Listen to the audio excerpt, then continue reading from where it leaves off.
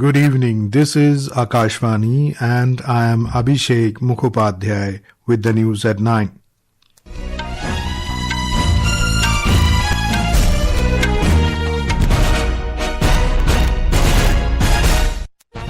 The headlines. Prime Minister Narendra Modi says India is emerging as a global bright spot for growth amid concerns over global growth and weaponization of resources. Home Minister Amit Shah reiterates government's commitment to deport every illegal immigrant from the country. Government assures availability of adequate sugar stocks to meet domestic demand. Union Minister Ashwini Vaishnaw launches mobile phone manufacturing scheme with outlay of over 62,000 crore rupees to enhance domestic supply chain and global competitiveness. Health and Family Welfare Minister J.P. Nadda reviews situation and preparedness for H1N1 influenza in the country.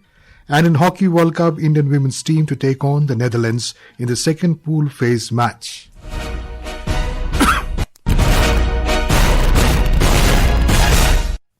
Prime Minister Narendra Modi has said India has been seen as a bright spot of growth throughout the globe, even as the world has many concerns regarding growth and resources are getting weaponized. Addressing the Economic Times World Leaders Forum in New Delhi this evening, the Prime Minister said India continues to take several steps to ensure continued growth momentum and reforms are commitment of his government. दुनिया ने बड़ा भयंकर एक रूप देखा है इन दिनों। Resources का वेपनाइजेशन हो रहा, अविश्वास का वातावरण विश्व के लिए अनेक नई चुनौतियां लेकर के आ रहा। लेकिन ऐसे समय में भी दुनिया भारत को ग्रोथ और होप के ब्राइट स्पॉट के रूप में देख रही है। भारत ने पिछले 10-12 साल में अपनी 25 करोड़ आबादी को गरीबी से बाहर निकाला है।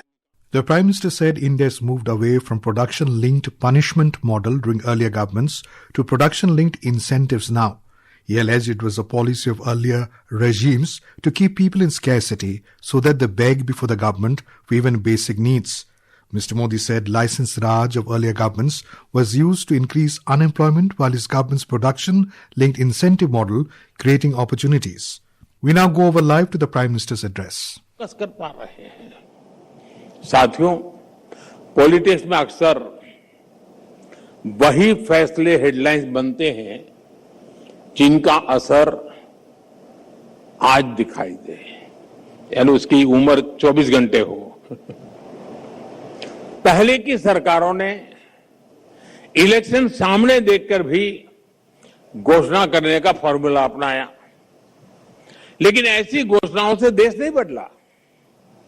देश बदलने वाले फैसले वो होते हैं जिनका प्रभाव जमीन पर दिखे, जो वर्तमान और भविष्य दोनों को ध्यान में रख करके लिए गए होने चाहिए।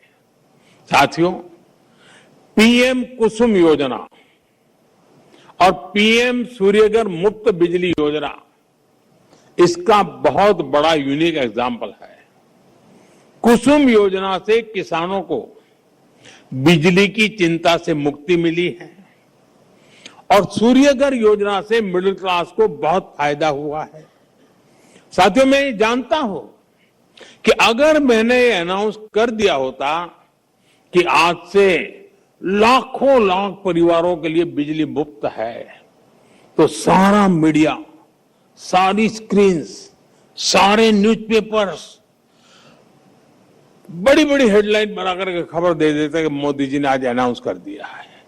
Earlier today, Prime Minister interacted with Chief Executive Officers, CEOs and founders of 20 space startups in New Delhi. The Prime Minister called for wider applications of space technology to improve lives of people. Mr. Modi noted that the country's space sector can become a magnet for global talent, companies and investment, and suggested creating an ecosystem and an environment where when the world thinks of space, it looks towards India. The Union Home Minister Amit Shah has reiterated that the zero-tolerance policy against illegal immigrants will continue and the detect, delete and deport process will be strictly followed.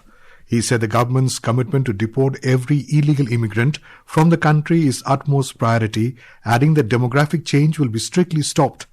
The Home Minister was addressing a gathering in Siliguri, West Bengal today after inaugurating a 6-day awareness exhibition on the Bharatiya Nyaya Sanhita at the Kawakhali ground. I assured the Hindu, Sikh and Jain refugees who have come from Bangladesh that within 6 months we will grant citizenship to all of you. The Union Home Ministry has delegated its power to 8 collectors of the West Bengal government. At the same time, I want to once again assure the people of Bengal that every infiltrator will be identified and removed from the state. Mr. Shah said for the safety and security of the state and the nation, the sensitive Siliguri corridor known as the Chicken Neck is paramount. He added that the Chicken Neck connecting 8 states of the northeastern India and 3 countries Nepal, Bhutan and Bangladesh will be fortified by a triangular grid of army cantonments built in Chopra, Dhubri and Kishanganj, saying that public awareness, security force presence and visibility have been greatly increased. Earlier today, the Home Minister laid the foundation stone for various projects for the Sashastra Seema Bal in Siliguri. West Bengal Chief Minister Subhendu Adhikari was present in the events. The government has assured that adequate sugar stocks are available to meet domestic demand despite lower than estimated production. The Minister of Consumer Affairs, Food and Public Distribution said it is closely monitoring the recent rise in sugar prices and has taken measures to ensure sufficient availability and stable prices. The ministry said attributing the price rise to diversion of sugar for ethanol production is not correct. He said the share of sugar diverted for ethanol declined from around 12% in 2020-23 to around 9% in 2025-26. It said nearly 3/4 of ethanol produced in the country now comes from grains, particularly maize. We have a report. Government is taking actions against hoarding to increase supply of sugar. The ministry observed that speculation and hoarding by some sugar mills and traders have also contributed to the recent price increase. The government has imposed a stock limit of 400 tons on sugar dealers across the country from 1st of August to 30th November this year. Besides, bulk consumers will not be permitted to hold sugar stocks exceeding 15 days of consumption from 1st of September. States and sugar mills have also been advised to begin crushing from 15th of October. This is expected to raise October sugar production from the usual 3 to 4 lakh metric tons to more than 10 lakh metric tons, further improving availability during the festive season. With Dipendra Anand Kumar, Kashwani News, Delhi. This is Akashvani giving you the news. For quick news updates round the clock, follow us on X handle at AIR News Alerts. And for details of stories and more, log on to our website www.newsonair.gov.in and download News on AIR app. Union Minister for Electronics and Information Technology Ashwini Vaishnaw today launched the Mobile Phone Manufacturing Scheme MPMS. Union Cabinet had approved the scheme last month with a budgetary outlay of 62,500 crore rupees. The Minister of Electronics and IT has also notified the scheme. The scheme aims to increase global competitiveness by further enhancing the scale, deepening the mobile manufacturing supply chain, and stronger domestic manufacturing capabilities. Addressing media in New Delhi, Mr. Vaishnaw said the MPMS has 2 target segments, including incentivizing mobile phone manufacturing and supporting Indian mobile phone brands. Mobile phone production cumulative, which was about 22 lakh crore, will be doubling in this period. It will go up to 40 lakh crore. That's a big thing. And as you know, last year, smartphone as a category, as a product, was the largest exported item out of India. That position will be retained, that position will be further strengthened. Electronics manufacturing became the 3rd largest category. That will also get sustained now with all these initiatives. Health and Family Welfare Minister J.P. Nadda today reviewed the prevailing situation and preparedness for H1N1 influenza in the country with particular focus on the national capital. The minister informed that Mr. Nadda emphasized the need for continued vigilance, robust surveillance and proactive preparedness with close monitoring of influenza trends. He also emphasized public awareness and preventive health practices, including respiratory hygiene and hand hygiene, and advised individuals with persistent or severe respiratory symptoms, breathing difficulty or other warning signs to seek medical advice promptly. Mr. Nadda today hit out at the Congress leader and leader of the opposition in the Lok Sabha, Rahul Gandhi, over a sit-in protest outside the Sansad Marg police station in New Delhi. Talking to media, Mr. Nadda said that this protest is neither for the interests of the students nor for the sake of justice. When the country's highest court is investigating the matter, what is Rahul Gandhi trying to prove by going outside the police station and sitting in front of the cameras today? Does the leader of the opposition have no faith in the country's judiciary? The truth is that Rahul Gandhi is sitting this camera-driven drama simply to keep himself in the headlines. Government today reiterated that the welfare and security of Indian seafarers community is of high priority for India. Briefing the media in New Delhi, spokesperson of the Minister of External Affairs, Randhir Jaiswal, said that India continues to closely follow developments in West Asia. Talking about an incident involving two foreign flagged vessels, Mr. Jaiswal said all 22 seafarers are safe. Two ships which are foreign flagged, they have been hijacked. We are in touch with the authorities that are concerned in this, and we have 22 Indian nationals, and all of them are reportedly safe. But we are looking into the matter, the welfare and safety of our seafarers and seafaring community, to which we attach very high importance. On the visit of MEA Secretary Sripriya Ranganathan to Palestine, the MEA spokesperson said that the Secretary handed over consignment of life-saving medicines to the Palestinian government for the people of Palestine for their health needs. Union Minister of State for Defence Sanjay Seth has described the Mines and Minerals Development and Regulation Amendment MMDR Bill 2026 as a historic step that will change the fortunes and landscape of mineral-rich states like Jharkhand. Addressing a press conference in Ranchi today, he said nearly 90% of mineral revenue will continue to go to the states, rejecting opposition claims that the interests of states have been compromised. He said the bill will help curb illegal mining and mineral theft through a zero-tolerance approach. India's foreign exchange reserves rose by $9.9 billion to $716.9 billion during the week ended August 14th. According to the RBI data, foreign currency assets, the largest component of the reserves, increased by $7.2 billion to $581.85 billion during the week.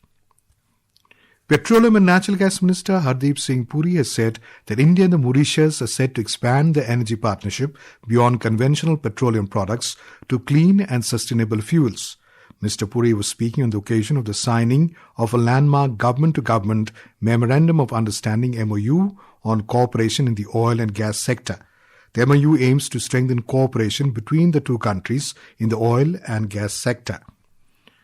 The India Meteorological Department has forecast heavy to very heavy rainfall over East Madhya Pradesh tomorrow. Heavy rainfall conditions also expected to prevail over northeastern parts of India till Monday. Similar weather conditions will also prevail over northern states including Delhi, Bihar, Chhattisgarh, Odisha, Sub-Himalayan West Bengal and West Madhya Pradesh tomorrow. Flood situation in Odisha remains grim even as major rivers have started showing a falling trend. Over 13 lakh people in more than 1,700 villages across Baleshwar, Mayurbhanj, Bhadrak, Jajpur, Kendujhar, Kendrapara and Sundargarh have been affected. So far, 4,87,000 people have been evacuated and accommodated in 880 relief shelters. Free kitchens are providing cooked food to nearly 4,96,000 beneficiaries. Essential relief material including dry food and polythene sheets are also being distributed. In hockey, the Indian women's team will take on the Netherlands in the opening match of the second pool phase of the FIH World Cup in Amstelveen, the Netherlands today. The match is scheduled to begin at 9:30 p.m. Indian Standard Time. In the BWF Badminton World Championships, India's Trisha Jolie and Gayatri Gopichand stormed into the women's doubles semi-finals and assured the country of a coveted medal at the prestigious championship. However, Indian men's doubles pair of Satvik Sairaj Ranki Reddy and Chirag Shetty crashed out of the tournament after losing to China's Liang Wei Kang and Wang Chang in the quarterfinals today. And now, before we end the bulletin, the headlines once again. Prime Minister Narendra Modi says India is emerging as a global bright spot for growth amid concerns over global growth and weaponization of resources. Home Minister Amit Shah reiterates government's commitment to deport every illegal immigrant from the country. Government assures availability of adequate sugar stocks to meet domestic demand. Union Minister Ashwini Vaishnaw launches mobile phone manufacturing scheme with outlay of over 62,000 crore rupees to enhance domestic supply chain and global competitiveness. Health and Family Welfare Minister J.P. Nadda reviews situation and preparedness for H1N1 influenza in the country. And in Hockey World Cup, Indian women's team to take on the Netherlands in the second pool phase match. And that is all in the news at 9. Good night.